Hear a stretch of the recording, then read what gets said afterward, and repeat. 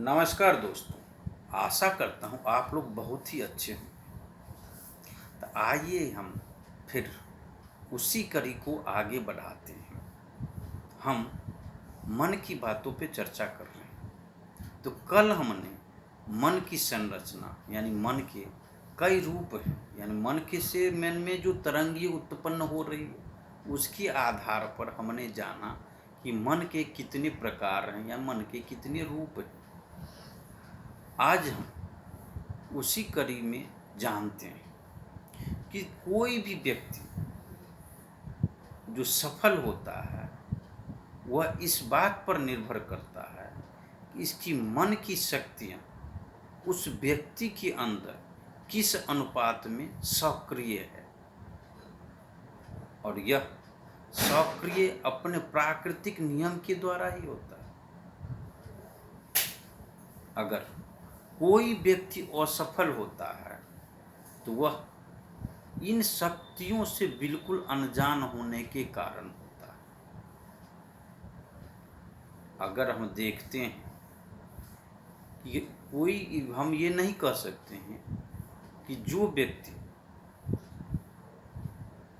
इसीलिए सफल है कि वह समाज के नियमों का पालन करता है, या वह सज्जन है, या ऐसा भी सब नहीं कह सकते कि व्यक्ति सफल इसीलिए है वह प्रतिदिन मंदिर जाता है, या इसीलिए भी नहीं कह सकते कि वह व्यक्ति बहुत पढ़ा लिखा है। व्यक्तियों में सफलता का इस बात पर निर्भर करता है कि मन की शक्तियाँ उस व्यक्ति के अंदर किस प्रकार से एक्टिव, क्योंकि अगर हम जिन बातों का चर्चा अभी की है उससे अगर होता तो व्यक्तियों की ढेर लग गया तो हर व्यक्ति सफल हो जाता, परंतु ऐसा नहीं।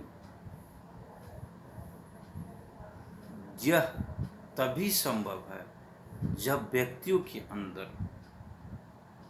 इन शक्तियों का सही दिशा में और सही दशा में उपयोग किया गया। यानी कहने का तात्पर्य यह है, व्यक्ति या तो उसकी शक्तियों का उपयोग कर सकता है, नहीं तो दूसरी तरफ उसकी विध्वंसक रूप यानी उपद्रवी स्वरूप का, यानी व्यक्ति या तो सफल हो जाएगा या दूसरी तरफ वो विध्वंसक रूप के द्वारा आने वाले समय में परेशानी व दुख को झेलने के लिए तैयार हो जाएगा। यानी यही दो मार्ग हैं, बीच का कोई मार्ग नहीं है। यानी आपको इस दोनों मार्ग में ही होना है, चाहे तो आप उसकी शक्तियों का उपयोग करके अच्छे दिशा में जाओगे, सफल व सुखी बनोगे, अन्यथा उनकी विध्वंसक रूप का उपयोग करके आप अपने जीवन में दुख व परेशानियाँ आपकी पूरी जिंदगी चलती रही। अब इस बात को हम इस तरह से समझ सकते हैं कि जब एक बच्चा जन्म लेता है तो सुपर कॉन्शियस माइंड में पैदा होता है, परंतु धीरे धीरे समाज, परिवार, स्कूल, यहाँ जाकर के वो हर तरह की बातों का उसके ऊपर असर होने लगता है। जो उसके अंदर पहले से व्याप्त प्रेम और क्रोध है वो धीरे धीरे दबने लगते हैं और उसका रूप बदल जाता है।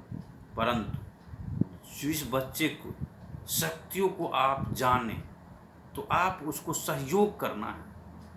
अगर आप उसे सहयोग करते हैं तो उस दिशा में सही काम करके वो आगे सफल हो सकता है।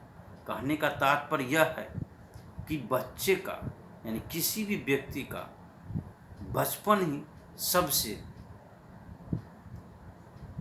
महत्वपूर्ण समय होता है। यहीं पर वो किस दिशा में जाएगा यह पता चल जाता है। तो जब किसी भी बच्चे में हम देखते हैं कि वो बच्चा शैतानी कर रहा है तो आप समझे कि उसके अंदर भरपूर शक्ति वो ऊर्जा है, तो आपको उसको सही दिशा देने की ज़रूरत है। उसी की प्रतिभा को आप पहचानें और उसे उसी दिशा में आप बताएं, सहयोग करें उस दिशा में, तो वह बच्चा बहुत ही ज़्यादा सफल हो सकता है।